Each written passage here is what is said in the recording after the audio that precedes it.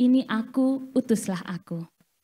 Nah, pada sore hari ini kita akan sama-sama mempelajari lebih dalam mengenai tema ini bersama narasumber kita, Pendeta Esra Soru. Dan tanpa membuang waktu lagi, kita akan ada dalam materi yang akan disampaikan oleh Pendeta Esra Soru selama 45 menit ke depan.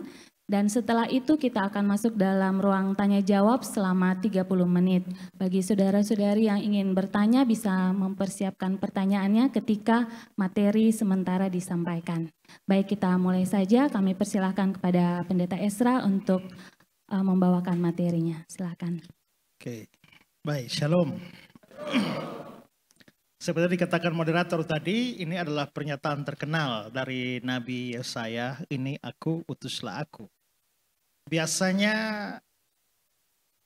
tema-tema seperti ini diperdengarkan dalam urusan misi, ya. Ada orang-orang tertentu yang setelah mendengar tema ini aku, utuslah aku, lalu menyerahkan diri jadi misionaris ke berbagai belahan dunia sekian tahun yang lampau, ya. Ada juga yang setelah mendengar "Ini aku, utuslah aku", lalu memutuskan menjadi seorang hamba Tuhan, seorang pendeta. Tapi hari ini konteks kita memang agak lain, ya. Kita akan bicara seperti moderator bilang bahwa walaupun kita bukan seperti Yesaya yang dipanggil menjadi nabi, tetapi kita dipanggil Tuhan untuk menjadi terang, menjadi berkat bagi dunia ini. Nah, "Ini aku, utuslah aku." Nah, saya mau bahas ini dengan beberapa poin penting. Pertama, semua kita itu dipanggil atau harus melayani Tuhan, ya. Semua kita dipanggil atau harus melayani Tuhan. Ada sejumlah ayat kitab suci yang mengajarkan demikian secara eksplisit, mengatakan bahwa orang Kristen itu harus melayani Tuhan. Misalnya Roma 12 ayat 11. "Janganlah hendaknya kerajinanmu kendor, biarlah rohmu menyala-nyala dan layanilah Tuhan." Ya.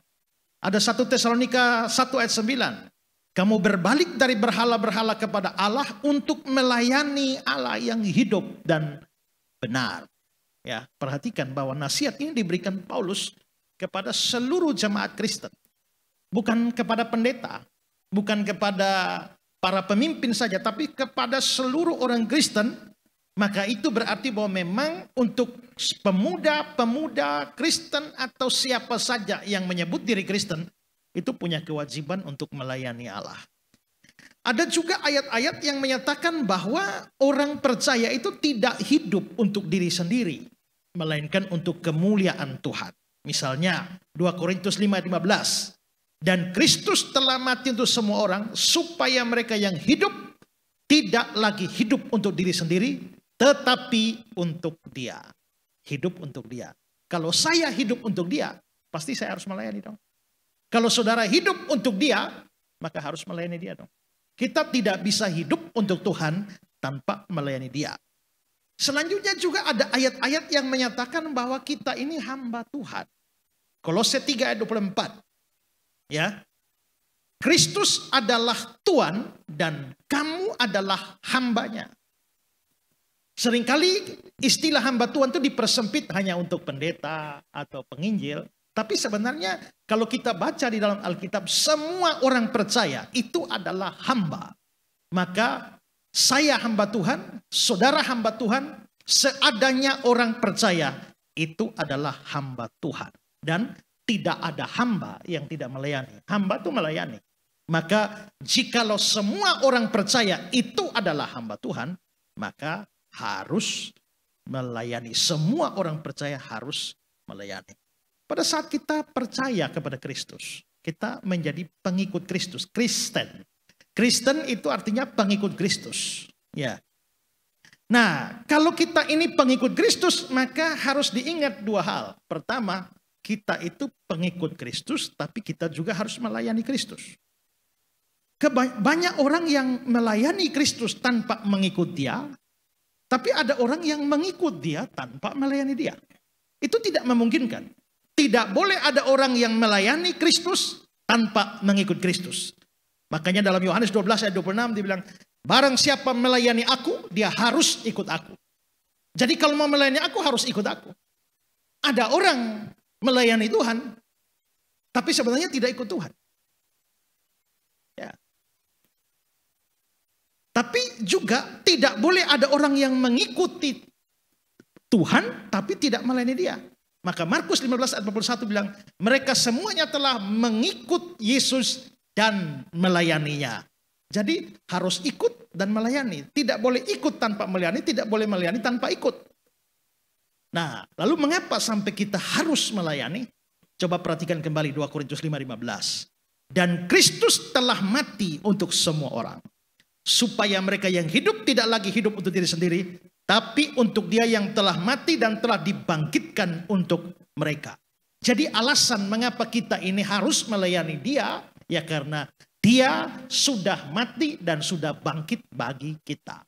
Ingat, tidak ada pendiri agama manapun di dunia ini, ya, tidak ada pemimpin agama di dunia manapun juga yang pernah mati dan bangkit bagi umatnya, itu tidak ada. Satu-satunya itu hanya Kristen. Satu-satunya hanya Yesus Kristus.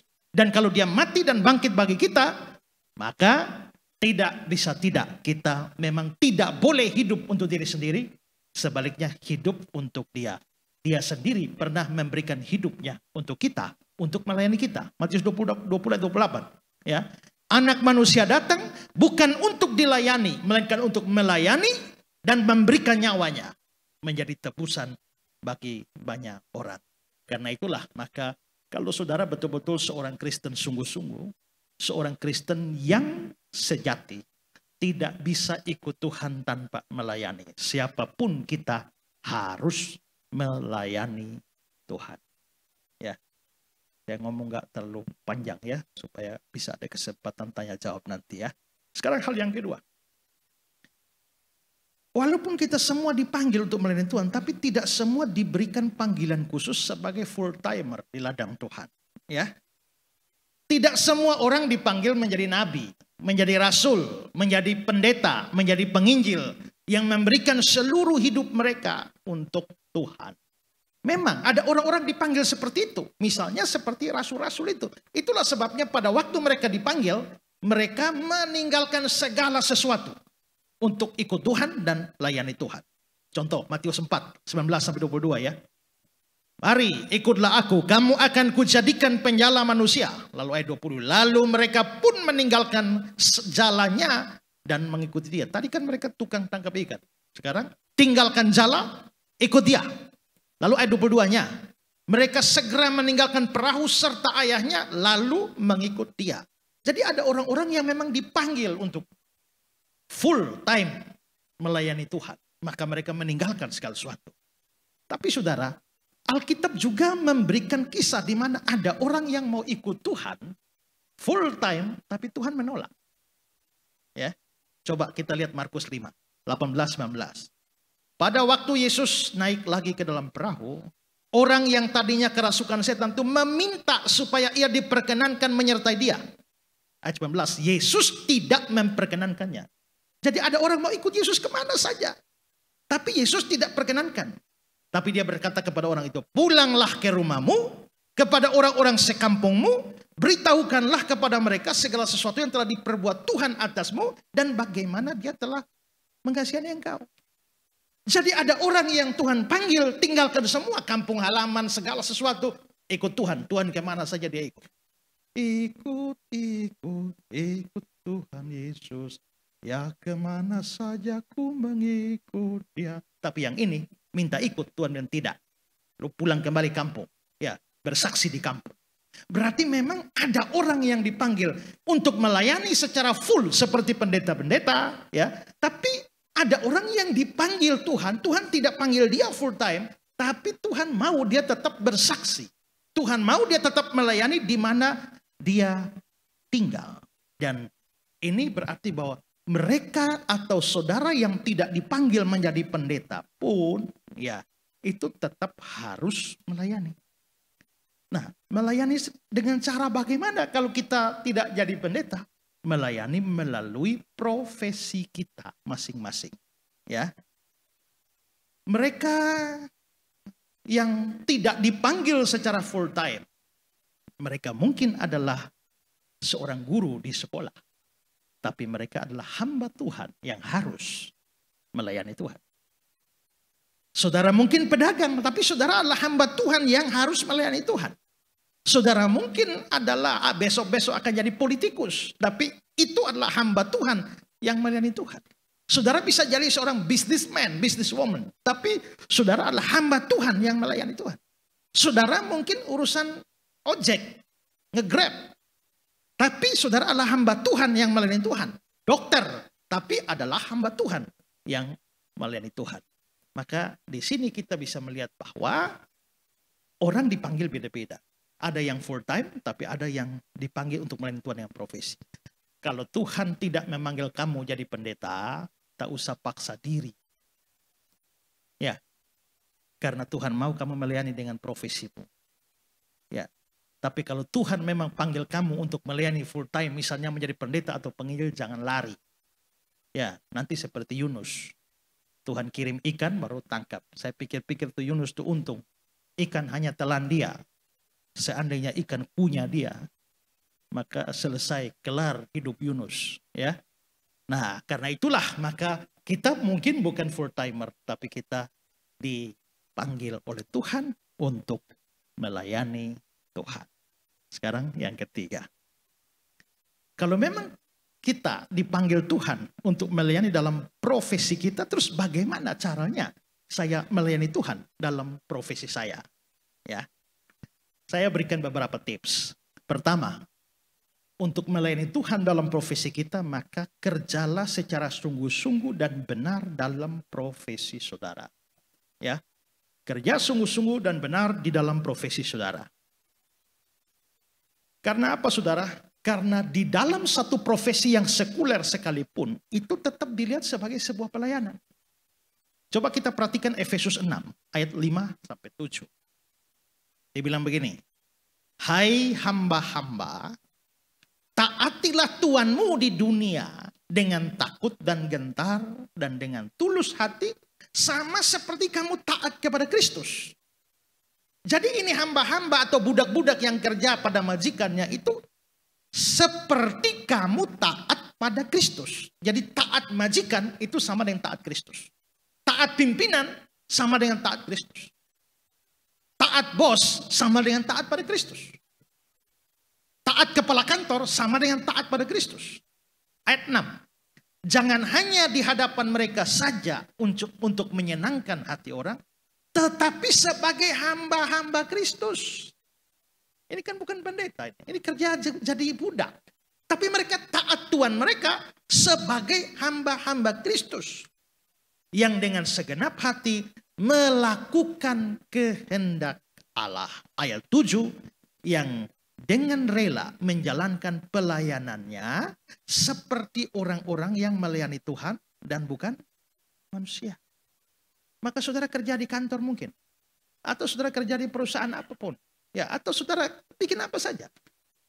Ingat bahwa itu melakukan itu, jikalau melakukannya sungguh-sungguh, itu melakukan kehendak Allah sebagai hamba Kristus, bukan seperti orang-orang yang melayani manusia, tapi melayani Allah.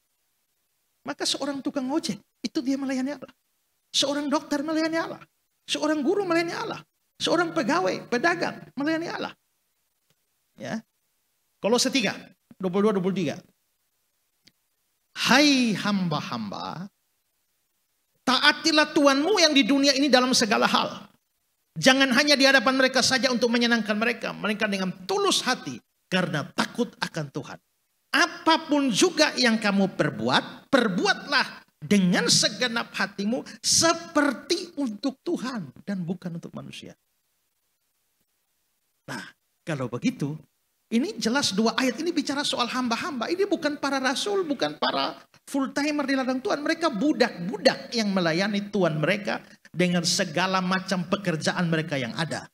Meskipun begitu, mereka dinasihati bahwa dengan melakukan semua pekerjaan itu secara sungguh-sungguh sebagai hamba Kristus, mereka sesungguhnya melayani Tuhan dan bukan manusia. Maka kalau ada dokter yang kerja sungguh-sungguh dan benar dalam profesinya, dokter itu sedang melayani Tuhan. Ya, ada guru yang kerja serius mengajar, tidak malas, maka guru itu sedang melayani Tuhan. Ya, seorang karyawan toko yang kerja dengan serius dan jujur, dia sedang melayani Tuhan. Seorang petani, seorang nelayan, seorang supir, atau apa saja, semua profesi kalau dilakukan dengan sungguh-sungguh itu melayani Tuhan. Ya. Kedua, pergunakanlah semua potensi dalam profesi saudara untuk mendukung atau memajukan pekerjaan atau kerajaan Tuhan. Ya, gunakan semua potensi atau apapun yang ada dalam profesi saudara untuk mendukung pekerjaan Tuhan. Ingat, di dalam bekerja, dalam profesi masing-masing kita ya mendapatkan banyak berkat dari Tuhan dengan segala macam potensi yang ada. Maka kalau kita betul-betul hamba Tuhan, kita akan pakai segala potensi yang ada itu untuk mendukung, memajukan pekerjaan Tuhan. Ini bisa macam-macam contoh. Misalnya, itu bisa dengan uang atau dengan harta kita. Saya beri contoh perempuan-perempuan di Galilea, Lukas 8 ayat 1-3. Tidak lama sesudah itu Yesus berjalan berkeliling dari kota ke kota, dari desa ke desa, memberitakan Injil Kerajaan Allah. Ke-12 muridnya bersama-sama dengan dia. Dan beberapa orang perempuan yang telah disembuhkan dari roh jahat dan berbagai penyakit, yaitu Maria disebut Magdalena yang dibebaskan dari 7 roh jahat, Yohana istri Kusa, bendahara Herodes, Susana, dan perempuan yang lain. Perempuan-perempuan itu melayani rombongan itu dengan kekayaan mereka. Pada waktu itu, perempuan tidak boleh khotbah. Perempuan tidak boleh bicara, tidak menjadi saksi di muka umum, tidak boleh. Makanya Tuhan Yesus pilih murid-muridnya 12 orang itu laki-laki semua. Kalau pilih perempuan nanti tidak laku. Tidak ada orang mau dengar. Karena budaya waktu itu seperti itu. Ya. Nah, maka perempuan-perempuan tidak bisa jadi saksi. Perempuan-perempuan tidak bisa pergi menginjil dan bicara pada orang. Tidak bisa. Tidak bisa berkhotbah. Tapi mereka tidak kehilangan cara mendukung pekerjaan Tuhan. Dikatakan di ayat kalimat terakhir tadi, perempuan-perempuan itu melayani rombongan dengan kekayaan mereka. Ya, saya mau cerita satu cerita. Ada seorang namanya Bapak Stanley Tam. Ya, ini mungkin lihat ini mukanya Bapak Stanley Tam. Ya, ini seorang pengusaha. Dia memulai usahanya dengan mencoba mendirikan sebuah pabrik plastik di Amerika. Suatu usaha yang tidak menjanjikan karena sebelum Stanley Tam masuk usaha plastik, teman-temannya beberapa pengusaha sudah masuk usaha plastik tapi gagal dan bangkrut. Ya. Sekarang Stanley Tam mau bikin usaha ini plastik. Lalu dia berdoa kepada Tuhan. Dia bilang, Tuhan, saya mau masuk usaha plastik ini. Tuhan berkatilah saya. Kalau Tuhan berkati saya, maka saya janji saya pasti tidak akan lalai di dalam memberikan persembahan persepuluhan. Lalu dia mulai, dia bikin aksar begitu, dia mulai. Ternyata usahanya maju. Begitu usaha maju, dia berdoa lagi, Tuhan, saya pernah janji pada Tuhan bahwa saya setia kasih 10% dari penghasilan saya. Tapi Tuhan berkati saya terlalu banyak. Jadi saya janji pada Tuhan, saya kasih Tuhan 20%. Saya 80%. Akhirnya dia kasih Tuhan 20%. Tuhan terus berkati pekerjaannya sampai pabrik plastiknya menjadi pabrik plastik terkemuka di Amerika yang namanya US Plastic Corporation. Ini adalah pabriknya Stanley Tam ini. Lalu dia berdoa lagi, Tuhan berkati saya terlalu banyak. 80% masih terlalu banyak bagi saya. Jadi saya kasih Tuhan 30%. Saya 70%. Tuhan berkati lagi. Lalu dia bilang, Tuhan, kalau begitu saya naikkan lagi 40, 50, 60. Satu kali dia bilang, Tuhan, sekarang tiba saatnya kita balik. Biasanya manusia dapat 90%, Tuhan 10%. Sekarang balik. 90% kasih Tuhan. Saya hanya 10%. Dan dia hidup dengan 10%. Pada satu titik dalam hidupnya, dia merasa bahwa dia mau memberikan semuanya kepada Tuhan.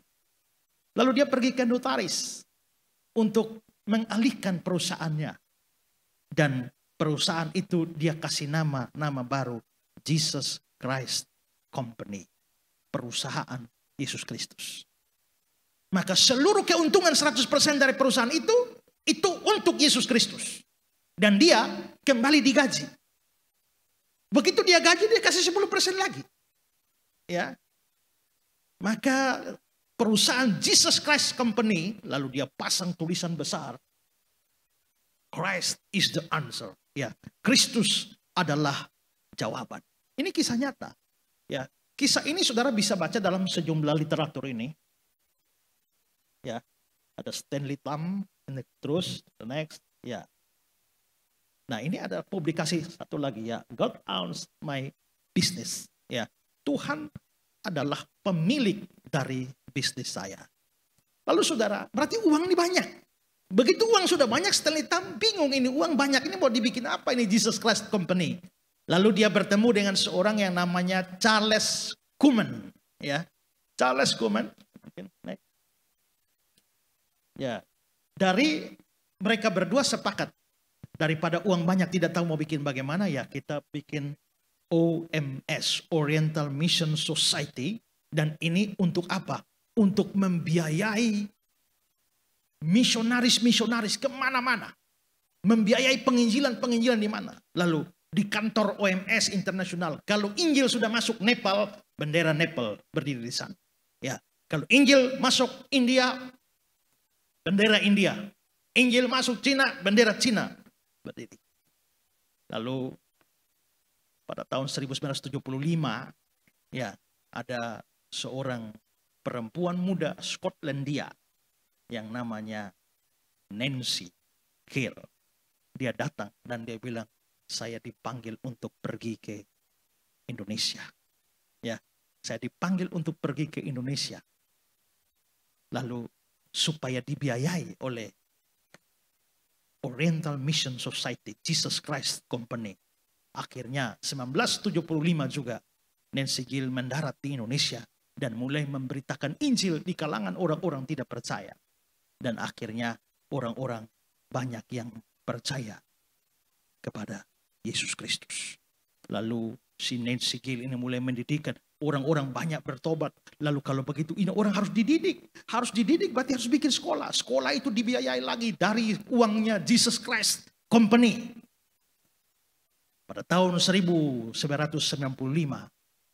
ya, ada orang dari Kupang itu pergi belajar di Nancy Gill itu, ya, di sekolah yang didirikan oleh Jesus Christ Company, dan akhirnya boleh keluar dari sana dan melayani Tuhan di mana-mana.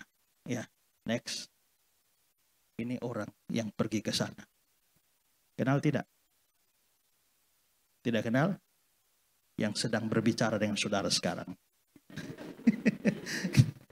Nah, saudara, saya melayani di mana-mana. Tapi coba lihat, dari mana semua ini? Asal usulnya kalau ditarik ke sana, Stanley Tam. Dia bukan pendeta. Dia bukan penginjil. Tapi dengan duitnya, dia telah bekerja dan fasilitasnya itu dia pakai untuk memajukan kerajaan Tuhan. Saudara bisa melayani Tuhan lewat duit saudara. Kedua, bisa lewat fasilitas saudara. Ya.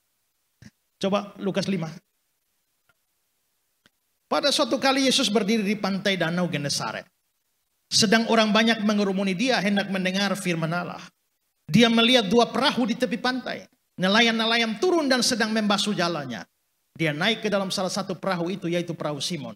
Dan menyuruh dia menolakkan perahunya sedikit jauh dari pantai. Lalu dia duduk dan mengajar banyak orang dari atas perahu. Petrus bikin perahu bukan untuk Yesus. Dia bikin perahu untuk bisnis, untuk tangkap ikan. Tidak ada urusan dengan pelayanan itu perahu. Tapi ternyata hari itu Yesus butuh sebuah perahu untuk dipakai memberitakan firman. Dan Petrus merelakan perahunya. Akibat dari Petrus merelakan perahu itulah Yesus bisa beritakan firman kepada banyak orang. Petrus tidak punya hal lain, tapi ada fasilitas perahu. Maka perahu itulah yang dia pakai untuk melayani Tuhan. Kita bisa melayani Tuhan dengan apa yang ada pada kita. Dulu zaman internet masih langka. Ya, orang masih pergi antri di warnet. Ya. Pada waktu itu ada seorang yang bikin warnet. Lalu dia bilang, Pak Isra, saya mau melayani Tuhan. Saya tahu Pak Isra ini kerja butuh internet. Nah, ini kunci warnetnya, ini buka komputernya, ini passwordnya. Kapan saja Bapak butuh internet, silahkan datang. Itu bagian dari pelayanan saya. Sehingga kalau Bapak bikin khotbah pakai internet saya, begitu Bapak khotbah dapat jiwa-jiwa, saya tahu ada bagian saya di dalam.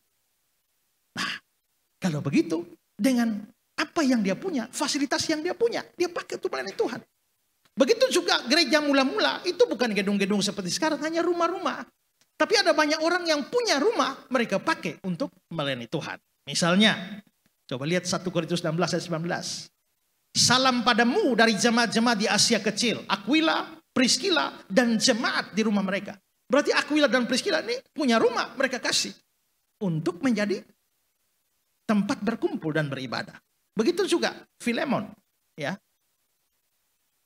Seorang hukuman karena Kristus Yesus dan dari Timotius saudara kita kepada Filemon yang kekasih, teman sekerja kami, dan kepada jemaat di rumahmu. Jemaat di rumahmu. Berarti Filemon juga bikin rumahnya. Dan kita juga bisa melayani Tuhan melalui keahlian kita. Yang bisa nyanyi, melayani Tuhan. Yang bisa cipta lagu, melayani Tuhan. Yang bisa bikin apa lagi? Bisa dipakai melayani Tuhan? Bisa. Seorang bapak, tukang sol sepatu. Satu hari dia bertemu dengan seorang anak muda yang mau sekolah jadi pendeta tapi tidak punya duit. Lalu Pak tukang sol sepatu ini bilang, kalau kamu mau sekolah, Bapak biayai.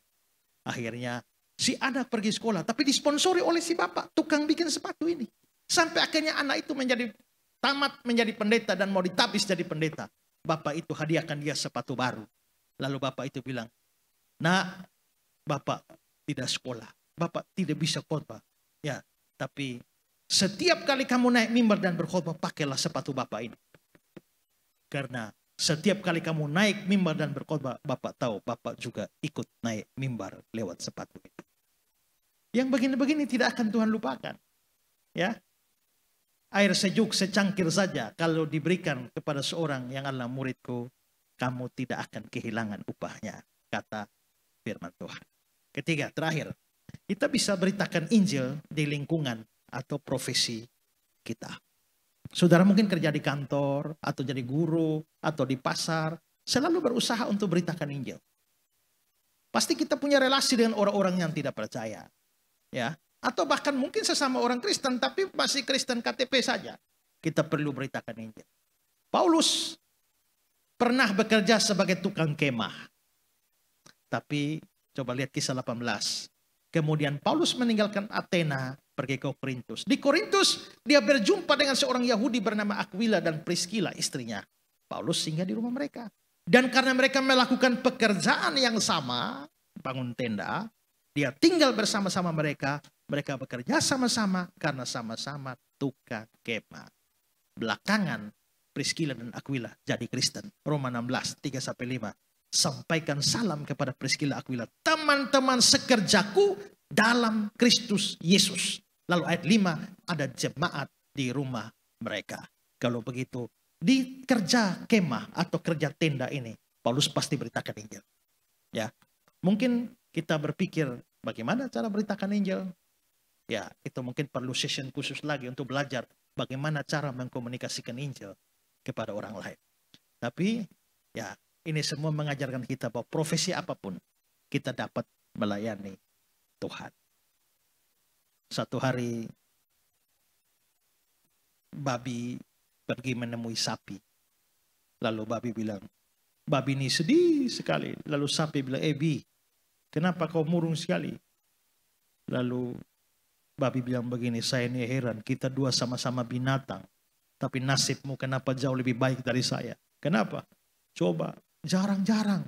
Kalau ada orang berkelahi lalu maki, jarang orang maki sapi ini.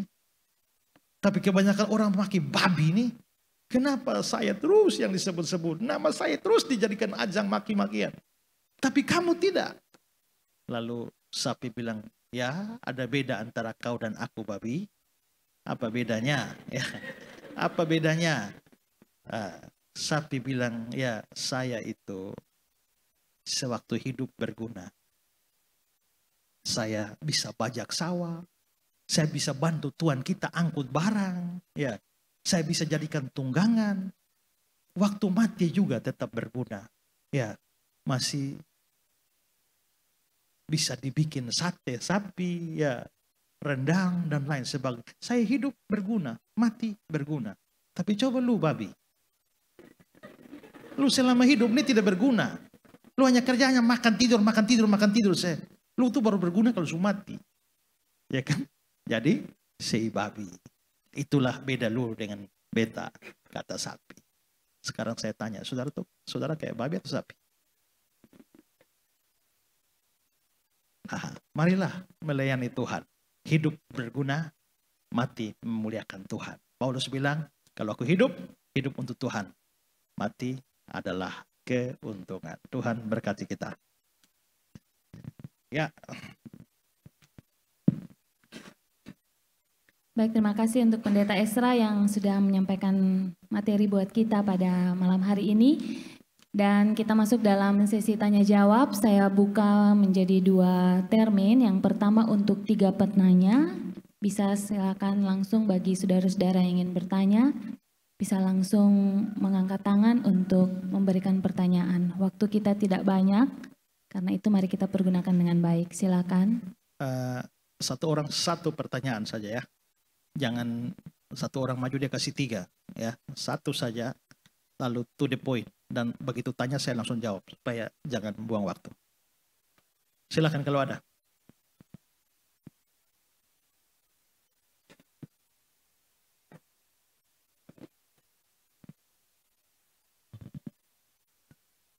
Baik, shalom. Ya. Terima kasih untuk kesempatan yang diberikan kesekian kalinya. Nama saya Riko dari Gemit Anugerah Nekuaten 1. Berbicara tentang berpelayanan, tentunya kita semua di sini punya latar belakang pelayanan yang berbeda dengan tempat tujuan pelayanan yang berbeda juga.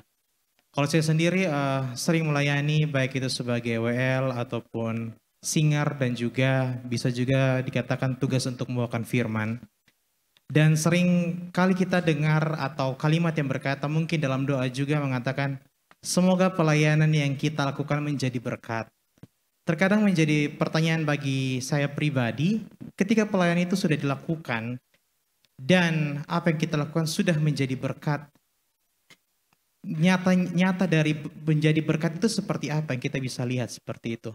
Jangan sampai pelayanan kita cuma berjalan pelayanan tapi dikatakan berkat tapi bentuk nyata dari menjadi berkat itu tidak ada gitu. Jadi menjadi pertanyaan bagi saya, bentuk nyata dari pelayanan itu menjadi sebuah berkat itu seperti apa begitu Bapak? Mohon dijelaskan. Terima kasih, shalom. Kadang-kadang kita bisa tahu, kadang tidak. Ya, kadang kita bisa tahu kalau kita melihat dampaknya. Ya, kita melihat dampaknya.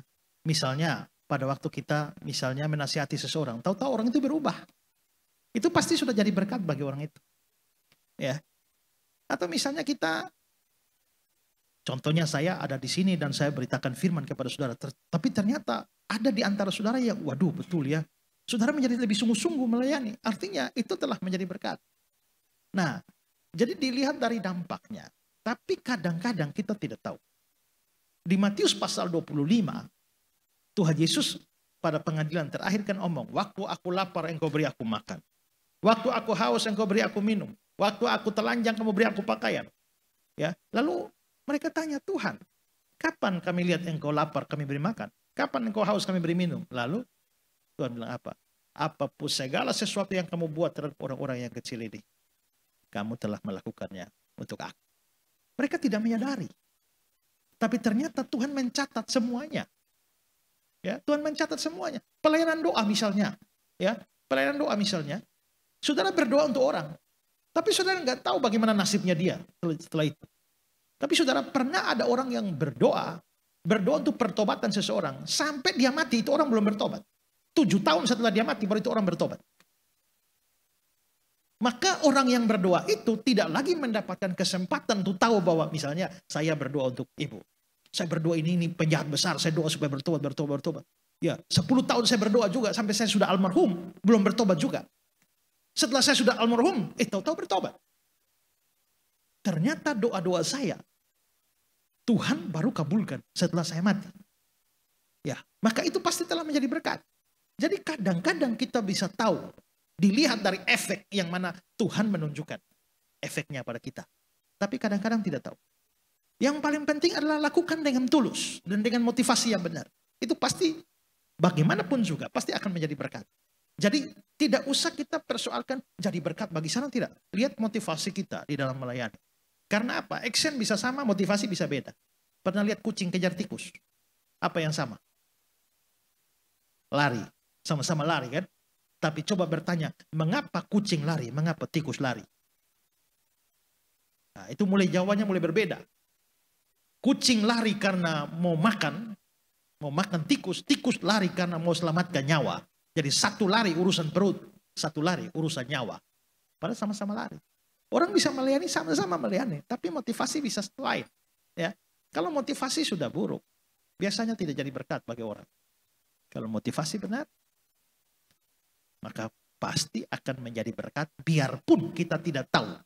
Tapi Tuhan mencatat semuanya. 1 Korintus 15:58 dan dalam persekutuan dengan Tuhan, jeripayahmu tidak sia-sia. Oke. Baik, mungkin ada penanya selanjutnya, kami persilakan.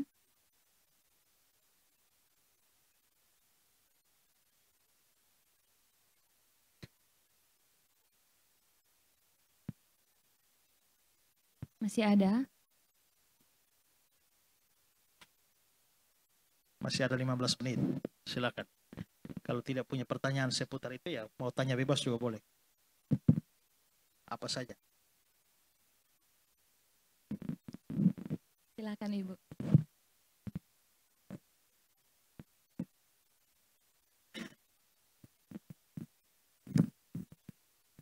Baik, terima kasih atas waktu yang diberikan. Saya Susan dari Jemaat Peniel Obobo. Yang ingin saya tanyakan Pak adalah satu waktu kami pergi pelayanan di kampung-kampung, dan pada waktu itu dalam pelayanan kami ada seorang teman yang tampil sebagai WL dalam KPI, tapi mendadak dia sakit. Dan kita semua yang ada di situ, kami singer dan tidak bisa untuk jadi WL karena singer kita hanya 3 orang. Nah, ada salah satu teman kami yang bisa untuk WL. Tapi pada waktu itu kami meminta dia untuk menggantikan teman kami yang sakit. Dia bersikeras tidak mau. Dia alasan bahwa dia tidak mau. Padahal kita semua tahu bahwa dia bisa. Dan pada saat itu saya katakan kepada dia bahwa kamu punya talenta untuk ini. Kamu diberi karunia untuk ini. Kenapa kamu tidak mempergunakan itu di saat kami semua membutuhkan itu? Dan dia jawab kepada saya bahwa talenta yang Tuhan berikan untuk dia tuh untuk hal-hal yang khusus, bukan untuk dadakan seperti ini. Karena harus mempersiapkan. Dan saya katakan kepada dia bahwa ini kami membutuhkan, dan kalau saat membutuhkan, kamu harus siap. Karena kamu adalah bisa untuk menjadi WL. Dan kalau memang kamu punya niat, kamu hanya cukup berdoa dan Tuhan 1 menit, Tuhan pasti kasih kamu kekuatan dan kamu bisa untuk tampil. Kalau kamu mau. Dan untuk itu yang jadi pertanyaan bagi saya, kira-kira kita menghadapi orang seperti ini Pak, apa yang kita harus memberikan kepada dia kekuatan sebagai ayat untuk memberikan dorongan kepada dia, spirit kepada dia untuk dia mampu ketika kami membutuhkan dia di saat-saat yang seperti yang saya bilang tadi Pak. Terima kasih. Ya memang walaupun orang punya karunia ya, tapi perlu persiapan. Sama seperti saya sih, atau orang punya karunia untuk berkhotbah atau mengajar, tapi begitu ditodong mendadak juga belum tentu dia siap. Ya. Selain itu juga bukan faktor karunia saya, tapi faktor gugup tidak. Ya, karena biarpun dia berkarunia, tapi kalau dia gugup, Ya, lihat orang banyak gugup. Ini bukan soal mau tidak mau, tapi dia memang betul-betul bukan siap materinya, tapi tidak siap batinnya. Ya, tidak siap batinnya. Tapi ya menurut saya mungkin memberikan dorongan ya bahwa memang semua kita melayani itu memang harus sudah standby. Kalau kita misalnya mau satu tim ya, mau turun kemana tuh kita sudah standby. Apalagi kalau dia memang punya kemampuan di WL, dia mesti harus kayak cadangan begitu loh. Macam saya ini. Kan saya punya bikin khotbah banyak.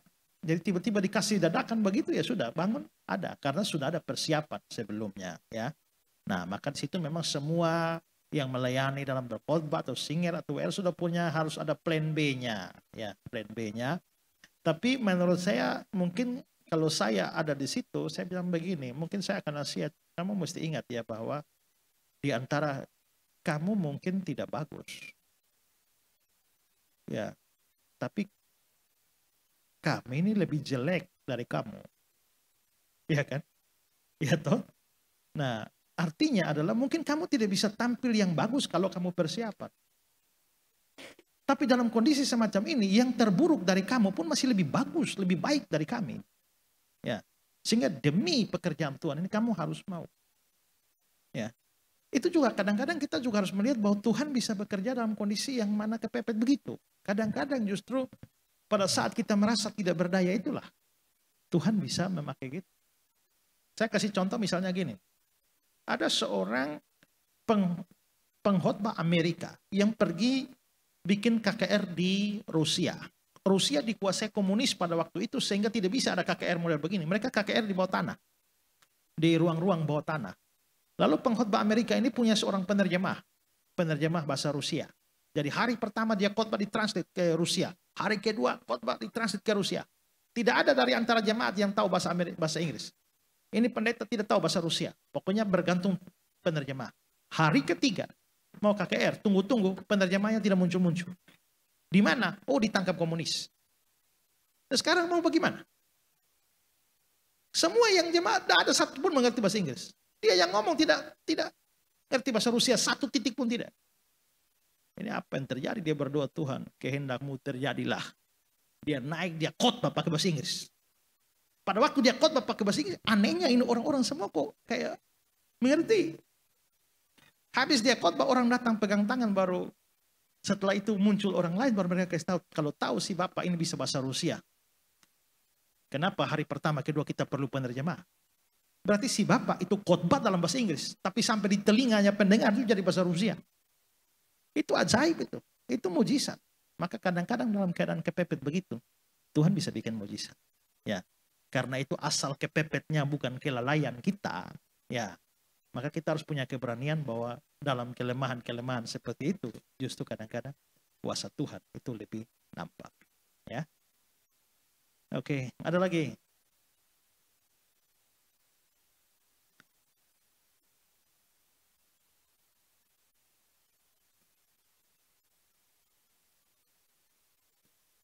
Baik, kalau tidak ada lagi saya kembalikan ke moderator. Baik, terima kasih untuk materi yang telah disampaikan oleh Pendeta Esra. Kita bersyukur bahwa hari ini kita kembali diingatkan bahwa setiap kita punya panggilan untuk melayani Tuhan. Dimanapun kita, Tuhan tempatkan saat ini, percayalah bahwa Tuhan mau memakai kita semua, asalkan kita sungguh-sungguh mau menggunakan talenta kita, kesempatan kita melalui pekerjaan kita, ataupun dimanapun saat ini kita berada, kita pakai untuk kemuliaan nama Tuhan. Jikalau saat ini kita belum tahu, kita berdoa, kita mohon pertolongan daripada Tuhan untuk menunjukkan apa yang bisa kita lakukan. Sederhana apapun itu, kita percaya itu akan menjadi kemuliaan bagi nama Tuhan, asalkan kita lakukan dengan kesungguhan hati dan motivasi yang benar untuk hormat dan kemuliaan nama Tuhan. Mari kita mau berdoa, kita menyanyi lagu melayani lebih sungguh. Melayani lebih sungguh. Melayani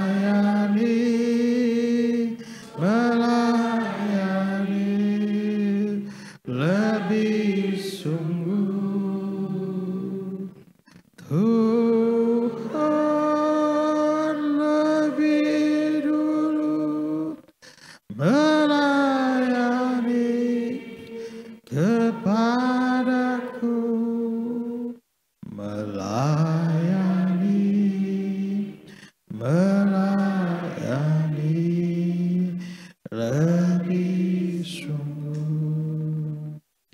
Tuhan, kami datang hari ini Tuhan.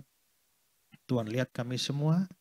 Kami sudah mendengar firman bahwa siapapun kami, dalam profesi apapun, kami sebenarnya adalah hamba Tuhan yang harus melayani Tuhan. Tuhan yang telah memberikan nyawa dan melayani kami. Biarlah kami pun mau memberikan hidup kami untuk Tuhan. Kami mempunyai profesi yang berbeda-beda. Kami mempunyai pekerjaan yang berbeda-beda. Tapi biarlah firman yang kami dengar hari ini membuka pemikiran kami. Bahwa sebenarnya kami adalah hamba-hamba Tuhan yang Tuhan tempatkan dalam pekerjaan masing-masing. Kami dapat melayani Tuhan melalui profesi kami itu, melalui pekerjaan kami itu. Ajar kami untuk menyadari bahwa melayani Tuhan bukan hanya sekedar aktivitas agamawi, rohani di gereja. Tapi apapun yang kami lakukan dengan maksimal di tengah-tengah pekerjaan kami, sesungguhnya kami telah melayani Tuhan. Ajar kami untuk pakai apapun yang ada pada kami. Uang, fasilitas, keahlian, supaya kami bisa pakai untuk melayani Tuhan.